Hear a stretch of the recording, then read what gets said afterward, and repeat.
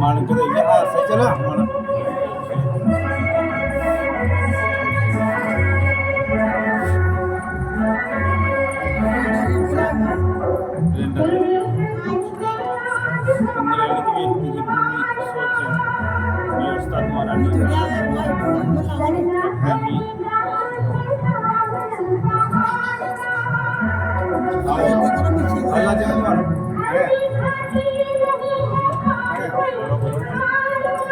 हाँ पढ़ो जाओ अपना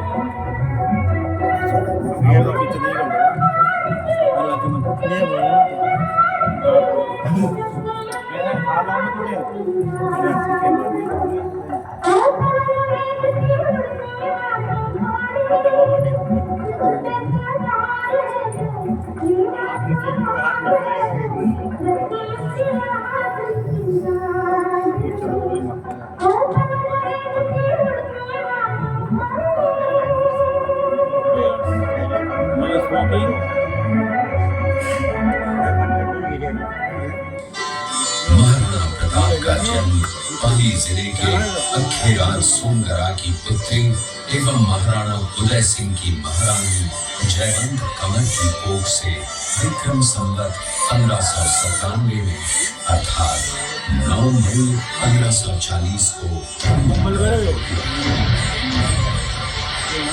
बाल्यकाल चित्तौड़गढ़ में गुजरा। सन 1567 में अकबर ने जब चित्तौड़गढ़ पर आक्रमण किया तो मेवाड़ के प्रमुख सरदारों और सेना नायकों के आग्रह पर महाराणा उदय सिंह ने चित्तौड़गढ़ छोड़ दिया।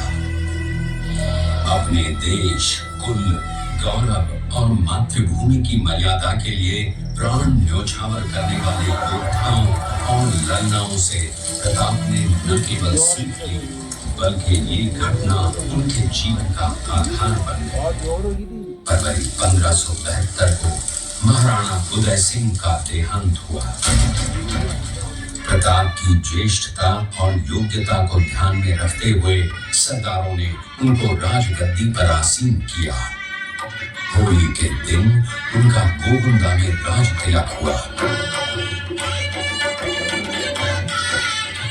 उस समय तक लगभग सभी राजाओं ने अकबर की यह भूमिका स्वीकार कर ली थी।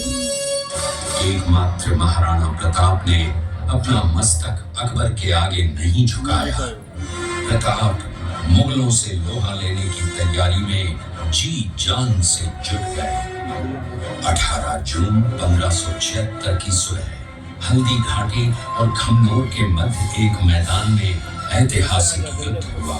महाराणा प्रताप की सेना गोगुंदा से हल्दी घाटी पहुंची, जबकि सेनापति मानसिंह के नेतृत्व में मुगल सेना ने हल्दी घाटी के ठीक नीचे मैदान में अपना मोर्चा जमाया।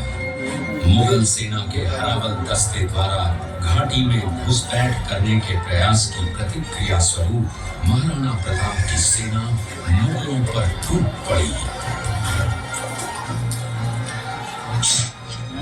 प्रताप के हरावल सैन्य दलों का नेतृत्व पठान हाकिम खान कर रहे थे।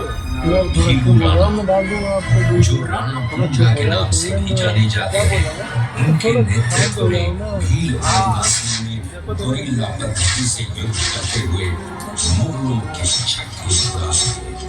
देखते ही देखते शाही सेना में खलबली मच गई। के तलाई, घोड़ों के टापों, हाथियों की चमकारों और तलवारों की झंकारों से गूंज उठी। चारों तरफ हाहाकार मच गया। युद्ध का घटनाक्रम अचानक उस समय बदल गया जब प्रताप ने अपने घोड़े चेतक को एड़ लगाकर मानसिंह के हाथी पर चढ़ा दिया और उस पर भाले से भरपूर वार किया। मानसिंह हाथे में दुबक गया। हाथी से उतरते समय चेतक की एक टांग कट गई।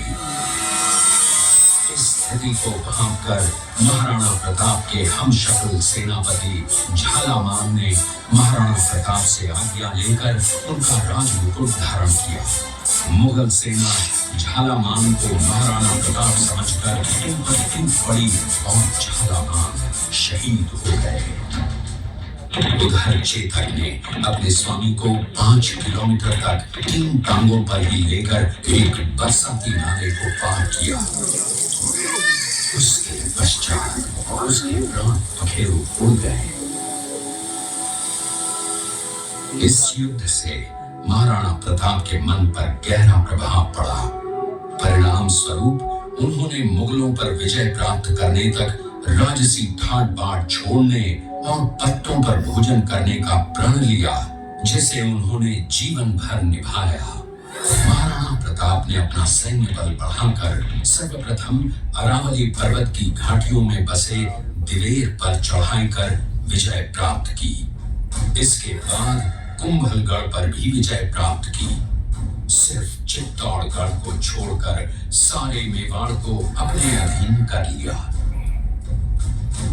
कालांतर में महाराणा ने चावंड में अपनी राजधानी स्थापित की।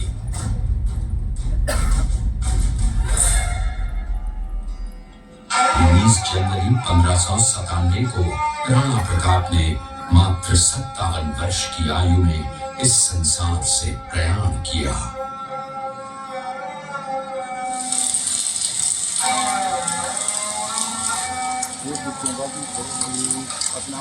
हल्दी घाटी का युद्ध एक सांप्रदायिक युद्ध न होकर आत्मसम्मान, मातृभूमि की स्वतंत्रता व स्वाधीनता का संघर्ष था। इसका प्रमाण ये है कि जहां पर अकबर की सेना के सेनापति जयपुर के राजा मानसिंह थे, वहीं पर महाराणा प्रताप की सेना के सेनापति काबुल के हाकिम खासूब थे।